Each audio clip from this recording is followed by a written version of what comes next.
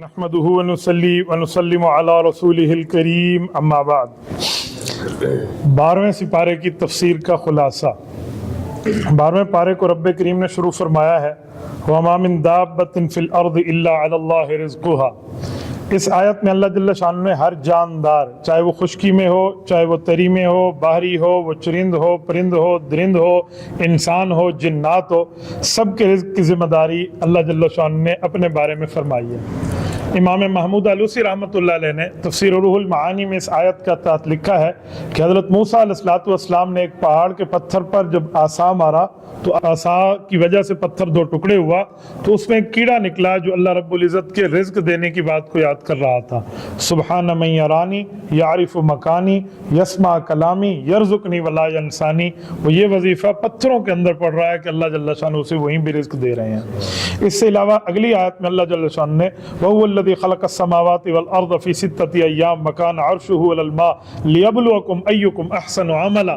اس آیت کے اندر اللہ جل شانہ نے ایک تو تخلیق کائنات کو بیان فرمایا کہ کائنات بنی، اور دوسرا وجہ مقصود تخلیق کائنات کو بیان فرمایا کہ کائنات کیوں بنی۔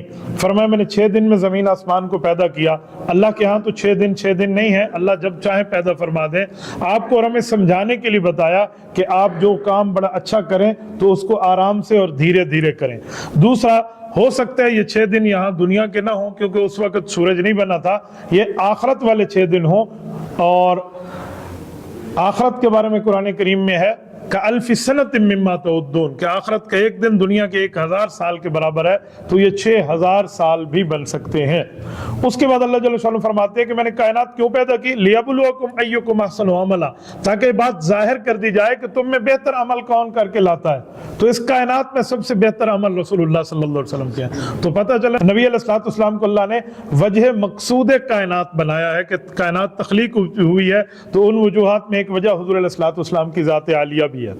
اس سے آگے جائیں تو فلعلہ کا طارق کی آیت کے اندر اللہ جل شانہ نے حضور علیہ السلام کو خوشخبری دی ہے کہ کافر آپ سے فرمائشی معجزات مانگتے ہیں کہ جی یہ دے دیں، یہ دے دیں، یہ دے دیں، اپنی مرضی کا ڈیمانڈڈ معجزہ مانگتے ہیں، تو آپ اس پہ دل چھوٹا نہ کریں۔ آپ انہیں کہہ دیں کہ جو ہم نے معجزے دی ہیں ماننا ہے مان لیں، نہیں ماننا تو اللہ نے اعلان کر دیا کہ جتنے فرمائشی معجزے ہم آپ کو دے دیں تم ماننے والے پھر بھی نہیں ہو۔ پھر قرآن کریم نے چیلنج کیا قُلْ فَأْتُوا بِعَشْرِ سُوَرٍ۔ اس آیت کے اندر اللہ جل شانہ نے فرمایا کہ یہ 3 قسم کے چیلنج ہیں۔ ایک جگہ فرمایا قرآن جیسا قرآن لاؤ، قرآن کی 10 صورتوں جیسی 10 صورتیں لائیں۔ پھر فرمایا فَأْتُوا بِسُورَةٍ مِّن مِّثْلِهِ، کوئی ایک صورت بنا کے لے آؤ، تم عرب لوگ ہو، عرب میں اٹھتے بیٹھتے ہو، آپ کی بود و باش عربی ہے، کوئی ایک صورت قرآن کے مقابلے میں لاؤ۔ یہ قیامت تک کے لیے چیلنج ہے، دنیا کی تمام اقوام عالم کو چیلنج ہے، لیکن آج تک کوئی قرآن کے مقابلے میں قرآن بنا کے نہیں لا سکا۔ اس کے بعد اللہ تعالیٰ جل شانہ نے 7 انبیاء کرام کا ذکر فرمایا ہے۔ 7 انبیاء کرام میں حضرت نوح ہے، حضرت ہود ہے، حضرت صالح ہے، حضرت ابراہیم ہے، اور اسی طرح اللہ جل شانہ نے آگے جا کر حضرت شعیب علیہ السلام کا ذکر کیا اور حضرت موسیٰ علیہ السلام کا ذکر کیا۔ ان 7 انبیاء کرام کا ذکر ہے۔ میں ایک ایک پہ چھوٹا خلاصہ پیش کر دیتا ہوں۔ نوح علیہ السلام کے لیے 950 سال دنیا میں رہے، دین کی طرف لوگوں کو بلایا، وہ نہیں مانے۔ آخر حضرت نوح علیہ السلام نے 9 صدیوں بعد ان کے خلاف دعا کی، پھر پانی کا عذاب آیا، وہ کشتی میں سوار ہو گئے تو وہ بچ گئے جو ان کے ساتھ تھے، سگا بیٹا سوار نہ ہوا تو وہ بھی مر گیا، باقی سارے بھی غرق ہو گئے، تو اللہ جل شانہ نے ان کو بچا لیا۔ اس کے آگے حضرت ہود علیہ السلام کی بات کی ہے، وَإِلَىٰ عَادٍ أَخَاهُمْ هُودًا۔ اس آیت کے اندر اللہ فرماتے ہیں کہ میں نے قوم عاد کے پاس ان کے بھائی حضرت ہود کو بھیجا۔ تو عاد قوم تو کافر ہے، تو نبی کو ان کا بھائی کیوں کہا گیا؟ تو بھائی سے مراد دینی بھائی نہیں ہے، بھائی سے مراد قومی بھائی ہے، وطنی بھائی ہے۔ جو قومی ہے نا وہ ادیان سے نہیں اوطان سے بنتی ہے، وطن سے قوم بنتی ہے، مراد ہے وطنی بھائی تھے، قومی بھائی تھے، ورنہ بھائی مسلمان کا بھائی ہے۔ فرمایا ہم نے ان کے پاس بھیجا۔ ہود علیہ السلام کی قوم بڑی طاقتور تھی، حکم ہوا کہ جی آپ عبادت کریں، تو انہوں نے عبادت نہیں کی، گناہوں کی معافی نہیں مانگی، وقت کے نبی کی بات کو ٹھکرایا، بتوں کی پوجا کرنے لگ گئے۔ آخر اللہ تعالی نے ان پر ہوا کا طوفان مسلط فرمایا، ایسا سخت طوفان تھا گھروں کی چھتیں اڑ گئیں، درخت اڑ گئے، جانور انسان یہ فضا میں اڑتے ہوئے کونگے منہ زمین پر گرے اور قوم تباہ و برباد ہو گئی۔ دوسرے نمبر پہ حضرت صالح علیہ السلام کی بات ہے، وَإِلَىٰ ثَمُودَ أَخَاهُمْ صَالِحًا۔ حضرت صالح علیہ السلام کو قوم سمود کی طرف بھیجا ہے، تو قوم سمود کا بھائی فرمایا یہاں بھی قومی بھائی مراد ہے۔ حضرت صالح علیہ السلام کی یہ بستی مدائن صالح کہلاتی ہے۔ حضرت صالح علیہ السلام نے ان کو دعوت دی، دین کی طرف بولا، انہیں فرمائشی معجزہ مانگا، اجی یہ پہاڑ ہے، اس پہاڑ سے اونٹنی نکلے، اونٹنی کا بچہ بھی ساتھ نکلے، اور اس طرح کی عجیب بات ہے۔ تو وہ ایسے ہی ہوا، لیکن وہ اونٹنی کو انہیں مار دیا اور اس اونٹنی پر ظلم کیا۔ پھر ان پر ایک عذاب جو آیا نا، اللہ اکبر، ان پر ایسا سخت عذاب آیا ہے کہ جو چیخ آتی ہے نا، ایک چنگھاڑ کی آواز، وہ آواز ہے تو ان کے کلیجے منہ سے نکل کے باہر آ گئے اور یہ مر گئے۔ یہ علاقہ مدائن صالح میں نے اپنی آنکھوں سے دیکھا ہے۔ یہ ملک شام کی طرف جاتے ہوئے سعودی عرب سے بندہ جب جائے مدینہ طیبہ سے، یہ کوئی 500-600 کلومیٹر دور جگہ ہے، اسے مدائن صالح کہتے ہیں۔ وہاں پر ایک جبل الفیل بھی ہے، بالکل ہاتھی کی طرح وہ پہاڑ ہے، ایسے جیسے کسی نے تراش کے بنا دیا ہو۔ اور وہاں پر ان لوگوں کی جو ترتیبیں ہیں، وہاں پر جو گھر یہ بناتے تھے، جاب الصخرہ بالواد، یوں ٹھہر کے ایک ہاتھ سے یوں پہاڑی کو کیا، ایک ہاتھ سے یوں پہاڑی کو کیا، اور درمیان سے اپنے گھر کو نکال لیا، اتنی ان کی قد تھی۔ تو وہاں یہ بنے ہوئے نظر آتے ہیں۔ نبی علیہ السلام جب تبوک تشریف لے گئے تھے تو یہاں سے فرمایا تھا کہ اب جلدی جلدی گزریں یہاں سے، عذاب والی جگہ۔ بہرحال ہم یہاں رکے نہیں ہیں، ہم بھی تبوک جا رہے تھے تو راستے میں ہم گزرے۔ بہرحال میں نے راستے کا نظارہ کیا، اس جگہ کو دیکھ کے آج بھی خوف آتا ہے۔ اللہ کی قسم کھا کے کہتا ہوں، میں اللہ کے گھر میں ہوں، دل کانپ اٹھتا ہے اس جگہ میں جا کے کہ یا اللہ، اتنے بڑے لوگ اور ان کے پاس اتنے وقت کے پیغمبر آئے، بتاتے رہے معجزات، ان کے فرمائشی معجزات پورے کرتے رہے، لیکن ان لوگوں میں کوئی حیا بھی نہیں تھی، کوئی سنجیدگی بھی نہیں تھی کہ یہ اس کو مان لیتے۔ اس کے آگے اللہ جل شانہ نے حضرت ابراہیم کی بات فرمائی۔ حضرت ابراہیم کا واقعہ کیا ہے؟ حضرت ابراہیم علیہ السلام کا واقعہ اور حضرت لوط علیہ السلام، حضرت ابراہیم کے جو بھانجے ہیں، ان کا واقعہ اکٹھا اللہ جل شانہ نے بیان فرمایا۔ وہ یہ تھا کہ فرشتے آئے، خوبصورت شکل میں نوجوان بن کر آئے۔ حضرت ابراہیم نے سمجھا مہمان ہے، جی بکرا پکائیں، ان کو دے دیں۔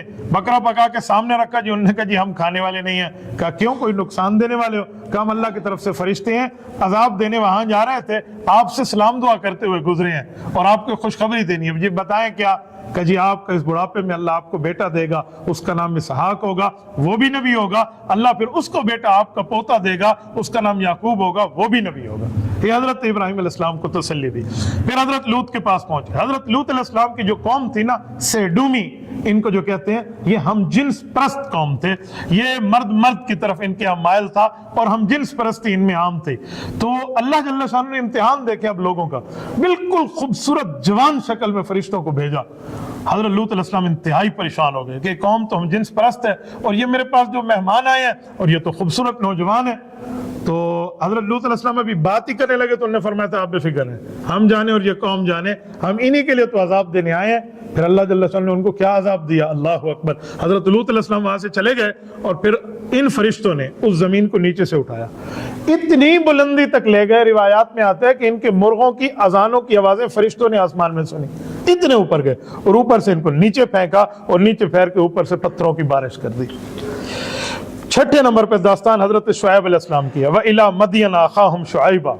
یہ مدائن شعیب، یہ بھی وہیں عرب میں واقع ہے، یہاں بھی میں گیا ہوں تبوک سے واپسی پر۔ ان کے اوپر جو عذاب آیا، اللہ اکبر، ان پر اتنا شدید عذاب آیا تھا کہ ان کی غلطی یہ تھی، وقت کے نبی کو ٹھکرایا، اور لیتے تھے تو 1 کلو اور وہی بیچتے تھے تو 1.25 کلو، لیتے تھے 2 کلو دیتے تھے 1 کلو، لینے کے بعد اور دینے کے بعد اور۔ الذین اذا اکتالوا علی الناس یستوفون واذا کالوہم او وزنہم یخسرون، لینا اور دینا اور، یہ ان کی 2 نمبریاں تھیں۔ تو پھر ان پر جو عذاب آیا وہ عذاب یہ تھا کہ ان کو اللہ جل شانہ نے اتنی شدید ترین چیخ میں مبتلا فرمایا کہ یہ بھی اونگے منہ گرے اور وہاں پر یہ بھی مر گئے۔ ان کی آج تک وہاں پر علامات اور ان کی یاداشتیں وابستہ ہیں۔ وہاں اس بستی میں جا کے دیکھیں نا، مدائن شعیب میں، یہ ملک شام کا بڑھ رہا ہے، سعودیہ کا بالکل اینڈ ہے، جہاں حضرت علی حضرت معاویہ کی صلح کی تحکیم ہوئی تھی نا، جس علاقہ کہتے ہیں دومت الجندل، یہ اس کے قریب ہے، بہت اونچے اونچے پہاڑ ہیں۔ میں دنیا میں کوئی 3 بر اعظم کے سفروں میں گھوما ہوں، اتنی شدید خطرناک اترائی میں نے سرنگوں کی نہیں دیکھی جو مدائن شعیب کی واپسی پر ہے، یوں اور یوں چڑھائی ہے۔ بعض جگہ تو ایسے اگر ڈرائیور کر رہا ہو نا ڈرائیور، تو میں آنکھیں بند کر لیتا تھا، واللہ ہم نیچے نہیں دیکھ سکتے تھے اترتے ہوئے، ایسا خطرناک ایریا ان لوگوں کا۔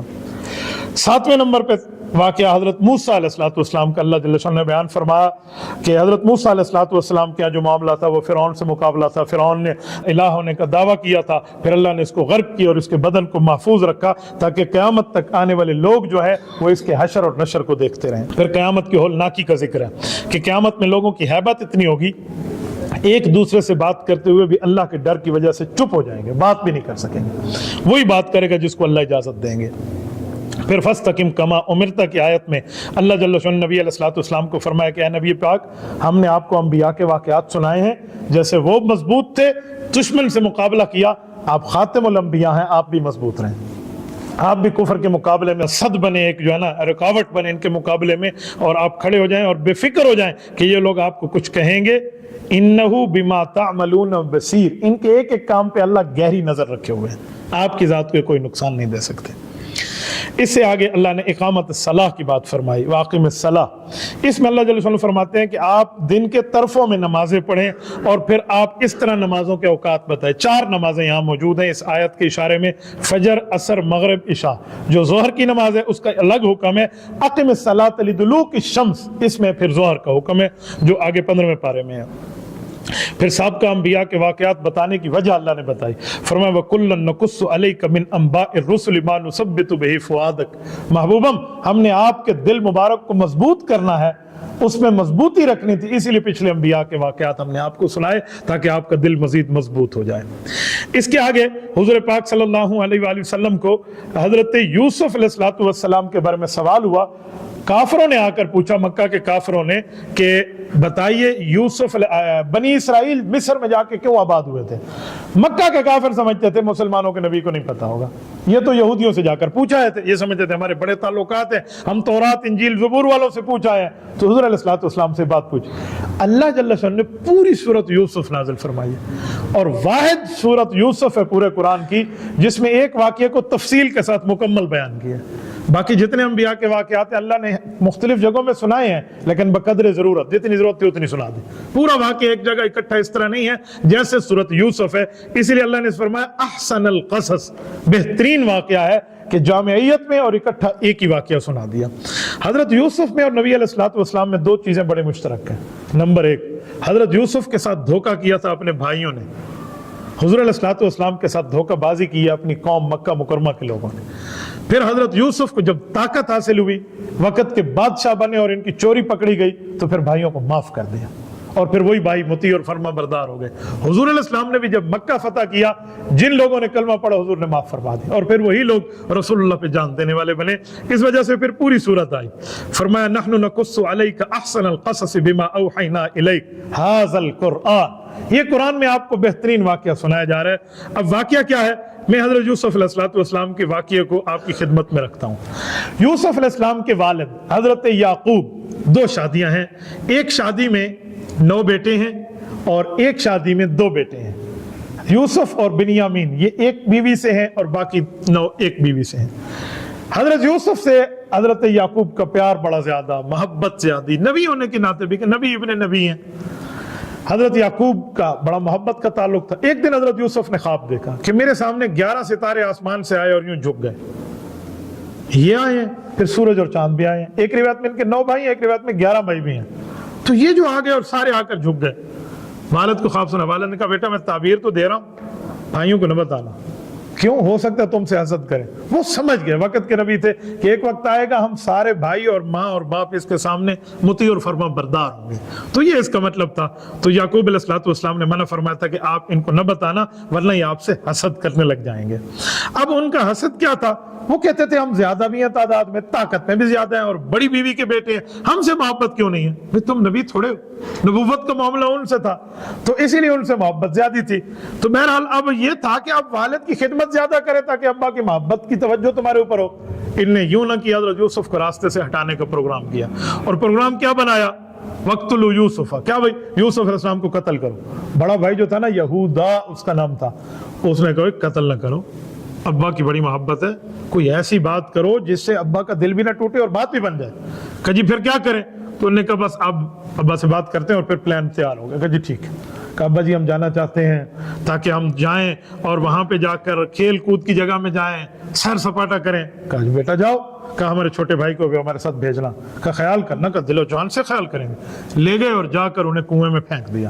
ان کی قمیض اتار لی, کنویں میں پھینکتے وقت قمیض کے اوپر خون لگا لیا, اور باپ کو آ کے عشاء میں آ کے روتے ہوئے کہتے ہیں کہ ابا جی اسے تو بھیڑیا کھا گیا, حالانکہ بھیڑیا نہیں کھایا تھا.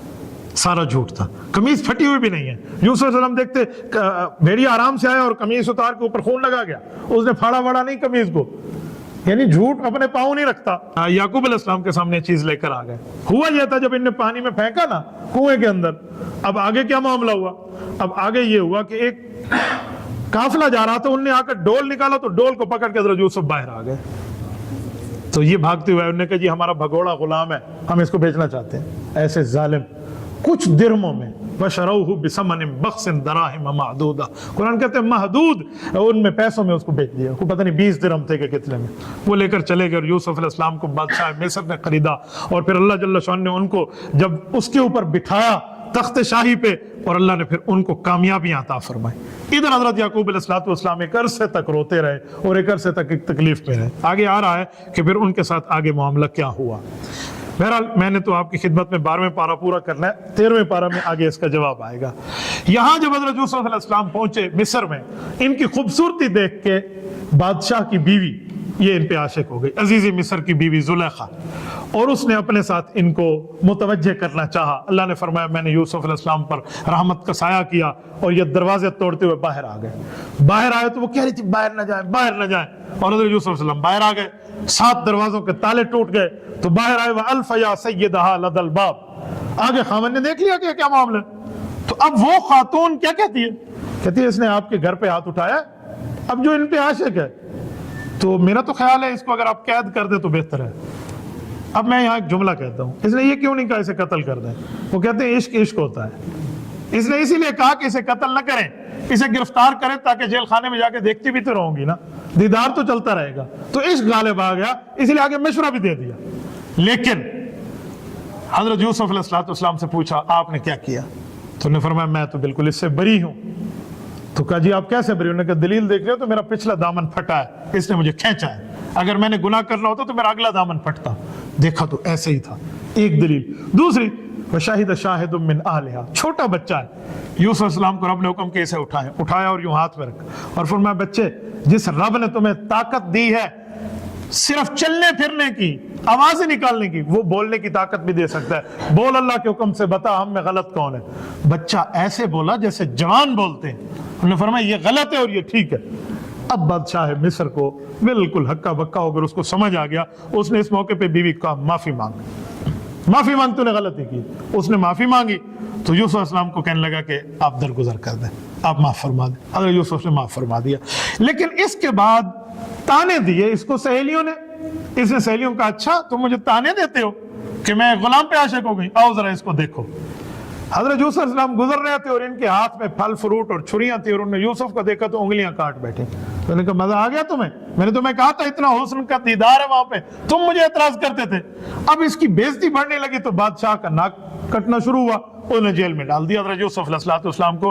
तो इधर से हजरत यूसुफ ने दुआ भी मांगी थी कि अल्लाह इनकी बुरी बातों से तो जेल अच्छी है, क्योंकि अल्लाह ने वादा किया था कि यूसुफ आपसे प्यारी मुलाकातें जो होंगी वही की वो जेल में होंगी। हजरत यूसुफ जेल चले गए। जब वहां गए जेल में तो जेल में 2 कैदी आए हुए थे जिन पर बादशाह के कत्ल का इल्जाम था। एक बावर्ची था किचन में रहने वाला, और एक वो था जो बादशाह को पानी वानी पिलाता था, साकी था, शराब पिलाता था। इनमें से किसी ने जार दिया। तो तहकीकात शुरू हो गए। कुछ अरसा तक तहकीकात चले तो पता चला इनमें एक झूठा एक सच्चा है। तो झूठा फांसी चढ़ गया और सच्चा रिहा हो गया। लेकिन इन दोनों की हजरत यूसुफ से दोस्ती बन गई। इन दरमियान में ख्वाब देखा तो अपने फैसले से पहले हजरत यूसुफ ख्वाब सुना, हजरत यूसुफ ने उनकी ताबीर दी। फरमाया जो तुमने ख्वाब देखा ना कि तेरे सर पे परिंदे रोटियां खा रहे हैं, तूने फांसी चढ़ना है। अजी तू जो कह रहा है ना कि मैंने ये करना है और वो करना है और फलां देखा बादशाह को पिला रहा हूं, तू बाकी जाएगा और बादशाह को जाकर वापस तू साकी बनेगा और ये चीजें पिलाएगा। लेकिन जाते हुए बादशाह से कहना ये बेगुनाह और मजलूम है, आपने इन्हें कैद किया तो याद रखना। जी बहुत अच्छा। वो चले गए बादशाह के पास। जब बादशाह के पास गया उसे बात भूल गई। एक अरसा गुजर गया, पिलाते पिलाते भूल गया। बादशाह एक काम में फंसा जी, ओ मुल्क में कहत पड़ रहा है और मैंने ख्वाब देखा। बादशाह ने ख्वाब देखा 7 गायें मोटी ताजी हैं, वो 7 दुबली पतली उनको आकर खा जाती हैं। उन्होंने कहा जी ताबीर बताओ। सारे फेल हो गए ताबीर देने में। उसी साकी ने कहा जी मेरे ख्वाब की ताबीर जेल के एक साथी ने दी थी। کہ اسے بلاؤ، کہ وہ کون ہے؟ کہ وہ یوسف علیہ السلام ہے، وہ تعبیر دیں گے۔ وہ گئے تو حضرت یوسف نے تعبیر دی اور پرفیکٹ تعبیر دی۔ اس نے کہا بہت اچھا، ایسا بندہ جیل میں نہیں، ہمارے ساتھ سلطنت میں ہونا چاہیے، ہمیں اچھے مشورے دے گا، انہیں رہا کرو۔ رہائی کا آرڈر گیا، روب کار لے کر اس وقت کا سپرنٹینڈنٹ جیل میں گیا۔ یوسف علیہ السلام نے فرمایا جی نہیں، ایسے نہیں نکلتا، پہلے الزام کو صاف کرو، جس الزام میں مجھے بھیجا تھا صاف کرو اس کو۔ بےزتی صرف آپ کی ہے، نبوت کے معاملات نہیں ہے۔ زنا جیسے الزام لگایا، اس کو صاف کرو پھر نکلوں گا۔ پھر اس نے تحقیقاتی کمیشن بٹھایا اور وہ غلط ثابت ہوئی، زلیخا اور حضرت یوسف علیہ السلام صحیح ثابت ہوئے اور ان کو باہر لایا گیا۔ یہ واقعہ یہاں پر تقریباً 12واں پارہ اس پہ پورا ہوتا ہے، لیکن یہ سورۃ یوسف آگے بھی چلتی ہے۔ کل انشاءاللہ اس کا اگلا حصہ مکمل کریں گے۔